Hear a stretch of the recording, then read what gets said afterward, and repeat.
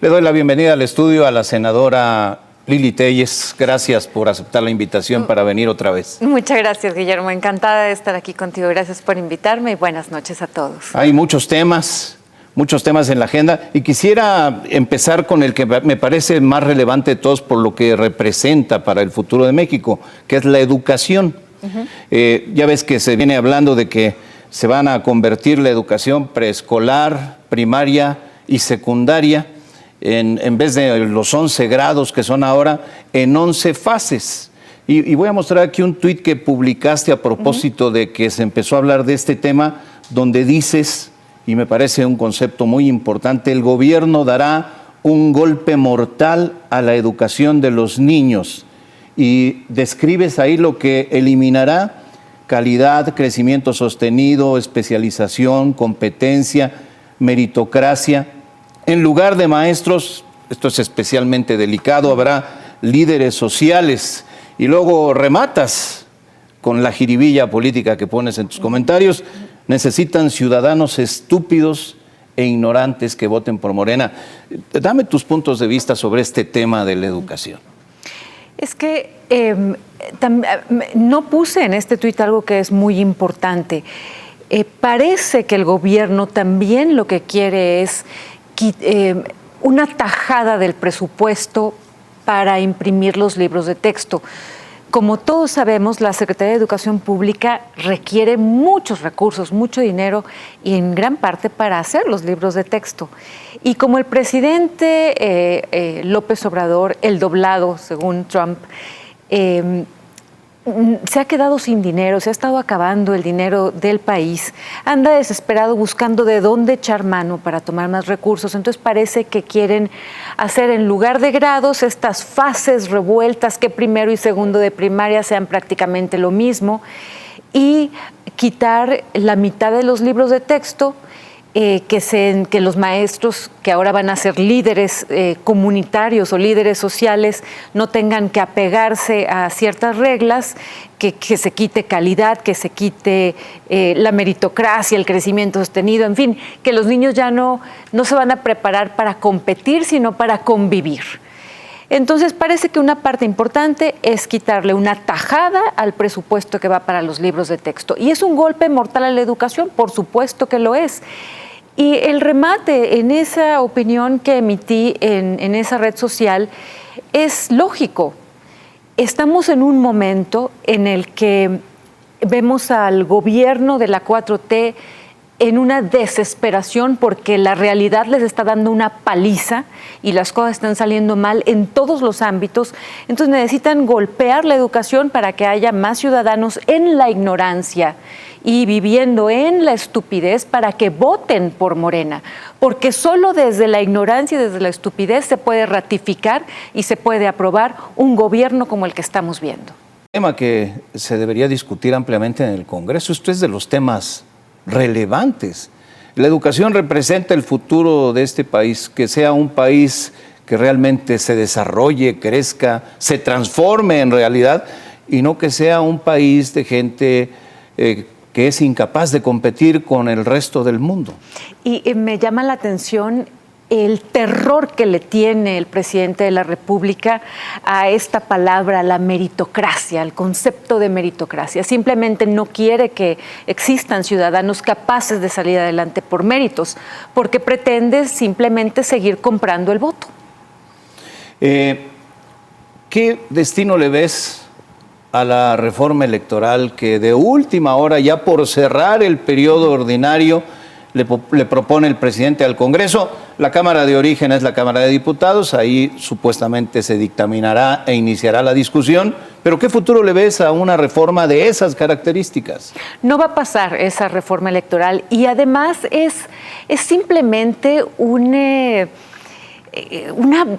casi una broma del presidente, una muy mala broma, por cierto, para que no estemos hablando los ciudadanos de lo importante. Es un distractor. Y bueno, este distractor lo hicieron dos pues voy a tener que decirlo como es, dos parásitos como Pablo Gómez y Horacio Duarte, el de la UIF y el de aduanas, que han sido dos personas que no saben trabajar y que han vivido toda su vida del presupuesto acomodándose en un lugar y en otro, y pues ellos lanzaron esta tontería de reforma electoral que no va a pasar. Pero ¿para qué lo hicieron? ¿Para qué hicieron ese show? Para que los ciudadanos no estemos hablando de la inflación, de la carestía. Todas las mujeres de este país que somos amas de casa, sabemos que ya compramos menos comida con el mismo dinero. Ahora los billetes de 500 pesos corren como si fueran los billetes de 200 pesos. Los billetes de 100 pesos corren como si fueran los billetes de 20 pesos. Y ese golpe, esa carestía de los alimentos en particular, está pegando muy duro, nos está pegando muy duro a todos los ciudadanos. Y salió el presidente de la República, el doblado, a decir que nos fuéramos preparando los ciudadanos para que sembremos nuestro frijol y nuestro maíz para autoconsumo. Fíjate, el nivel de ignorancia del presidente de la República. Entonces te digo, esta reforma electoral que ni va a pasar es para que no veamos eso y para que no veamos lo otro que crece, porque así como crece la inflación, crece la inseguridad. Tú lo estabas presentando hace unos momentos cuando abriste tu noticiario con los altos niveles de inseguridad que hay en el país. Crece la impunidad, crece el desabasto de medicamentos. Todo esto que realmente nos está pegando, en lo que realmente nos duele, que es lo caro de la vida, la inseguridad que vivimos, el temor, el terror a que algo nos pase, y la injusticia y la falta de hospitales, de medicamentos, en fin, ese es el tema. Y el presidente desesperadamente nos quiere llevar a hablar de otras cosas. Por eso también salió con lo de Nicaragua, Cuba y Venezuela, diciéndole a Estados Unidos que también los inviten a la fiesta. En fin, son puros distractores, Guillermo. La Cumbre de las Américas, asunto que por cierto ya desechó el gobierno de los Estados Unidos diciendo que no se puede invitar a una cumbre en donde existen mandatarios electos de manera legítima cuando ellos son la representación de la antidemocracia, ¿verdad? Eso ya respondió. Son dictadores y resulta que el presidente de México anda promoviendo y tratando de comprarle un boleto a una fiesta a los dictadores de Latinoamérica. Es increíble. De hecho, estuvo Juan Ramón de la Fuente, el representante de México ante la ONU, estuvo en el Senado. Yo no estuve en esa reunión, pero trató de la patada a mis compañeras senadoras del PAN, con una soberbia de aquellas, porque no quería contestar con toda claridad por qué México no se manifiesta correctamente frente al conflicto de Rusia y Ucrania. Oye, al preguntarte la reforma electoral, esto me lleva a referir que es una reforma constitucional y que, como en el caso de la reforma eléctrica, requeriría de 2/3 partes de los votos en la Cámara de Diputados, en este caso que es la Cámara de Origen, pero bueno, también en el Senado, si es que pasara. ¿Cómo puede el presidente presentar una iniciativa de reforma constitucional cuando agrede a la oposición con esta campaña de odio desatada por la dirigencia de Morena contra los legisladores que votaron en contra de la reforma eléctrica? Es decir, ¿cómo pretende negociar con aquellos que ofende? Él no quiere negociar nada y sabe muy bien que no va a pasar esta reforma. Lo que quiere, insisto, es nada más que los ciudadanos volteemos a ver a otra parte y nos quiere mantener entretenidos con sus cuentos diarios desde Palacio Nacional. Evidentemente, si uno se mete a analizar la reforma, aunque yo no soy experta en ello, pero ya lo consulté con los expertos, pues es un simple arrebatar. Si esa reforma pasara es nada más para asegurarse que Morena sigue en el poder.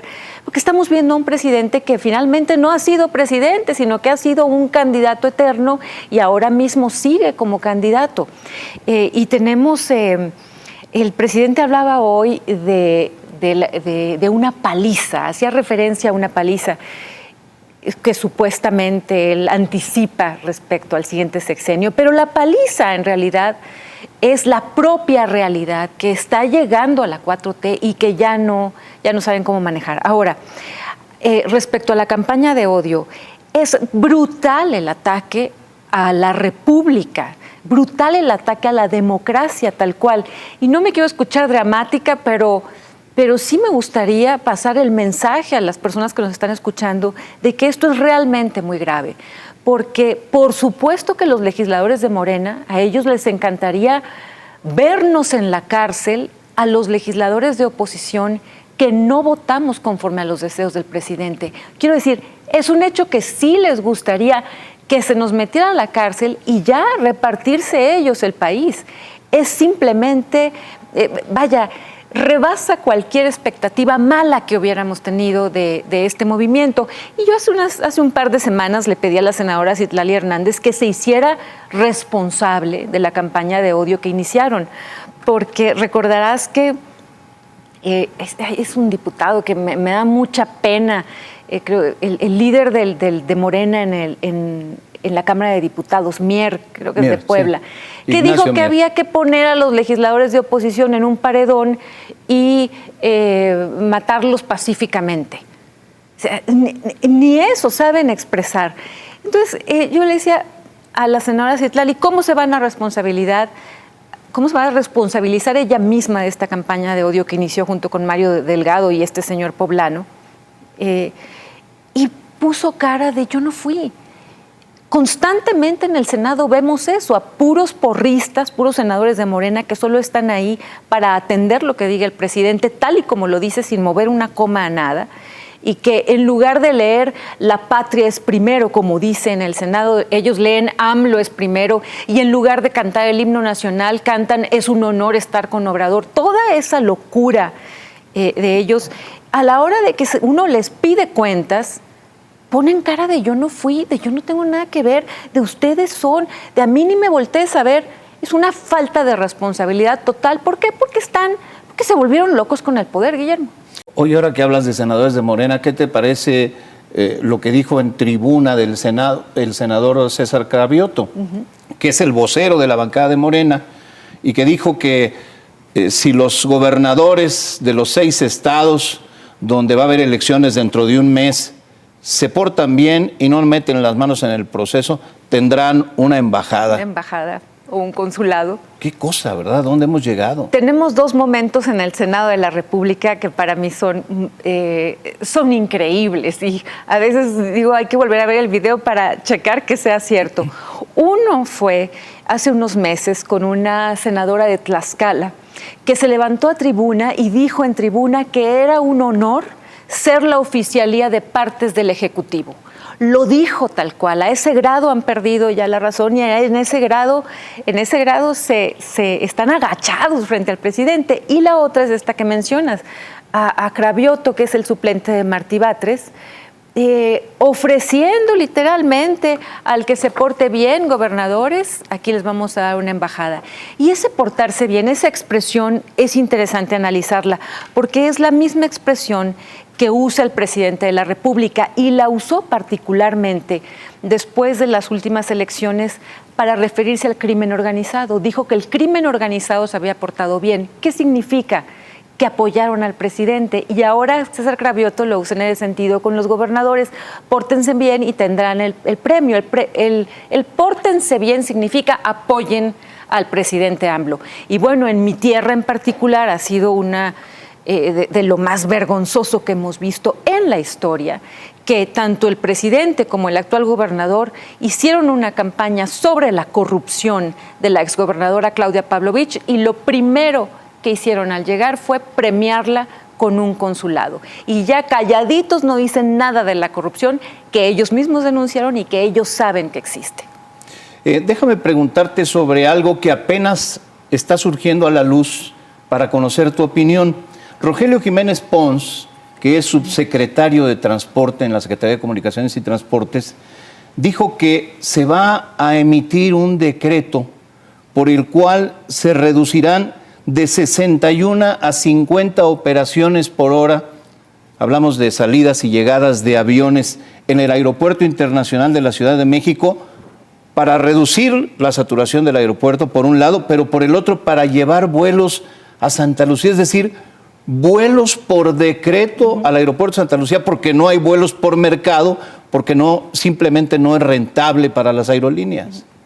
Yo creo que ese decreto es como como que la prueba más fehaciente que existe del fracaso de ese nuevo aeropuerto. Porque cuando un aeropuerto nuevo es bueno, las compañías y las cadenas de tiendas y todo lo que se da en un aeropuerto se pelean por estar ahí. Y en este aeropuerto nuevo, pues ni los pájaros vuelan, literalmente. Así que por decreto, por órdenes de él, a la mala, en una forma autoritaria, pues va a hacer que bajen la cantidad de vuelos en este aeropuerto para tratar de que suban en el otro. Pues es de locura y es la prueba de que el aeropuerto fue un berrinche y de que no funcionaba. Y me parece, pues, ¿qué sigue? Un decreto para que los ciudadanos lo aprobemos, para que por decreto sintamos amor por el presidente. ¿Qué sigue? Es ese nivel de ridículo lo que estamos escuchando. Es tan ridículo como cuando puse la grabación del presidente imitando a un borrego y los legisladores le siguen aplaudiendo. Y casi todo, Guillermo, en el Senado y por lo que vemos también en Palacio Nacional, casi todo lo justifican con la popularidad del presidente. Cualquier cosa dicen es que el presidente es muy popular, es que el presidente tiene tanta aceptación, como si por ser popular se justificara la falta de resultados y el fracaso en el que estamos viendo los ciudadanos. El colmo fue que la última vez los senadores de Morena salieron a defender hasta la Guardia Nacional, hasta los malos resultados de la Guardia Nacional, diciendo es que la Guardia Nacional es muy popular. Pues claro que tiene aceptación porque está conformada por elementos del ejército que tú sabes siempre ha sido muy bien aceptado nuestro ejército por los ciudadanos. Pero de eso a resultados no hay. Y no hay forma de seguir sustentando los fracasos en que sea muy popular. Es, como yo decía el otro día, es como la comida chatarra. El presidente es malo ya, es malo para la República, así como la comida chatarra le hace daño al organismo. Pero son muy populares. Lili Téllez, pues muchos temas de qué hablar. Te agradezco que hayas aceptado venir al estudio para hablar de algunos de ellos. Se está cerrando el periodo ordinario de sesiones, entra en operación la comisión permanente, entra en funciones durante todo el receso. ¿Cuál sería el gran balance que harías de lo que fue este periodo ordinario?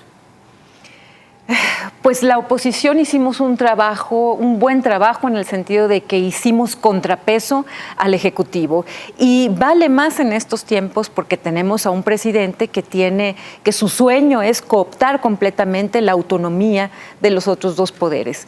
De hecho, si me permites, lo comento rápido, porque lo dijo en Sonora, ante el reclamo de algunas personas que se ampararon en el sur de Sonora, el presidente dijo públicamente que él le iba a decir a la Corte que desechara los amparos. En ese nivel estamos. Así que hacer contrapeso en este momento es lo que nos ha salido bien. Es importante, claro que sí. Y explicarle a la gente el riesgo que está viviendo la República y que está viviendo la democracia.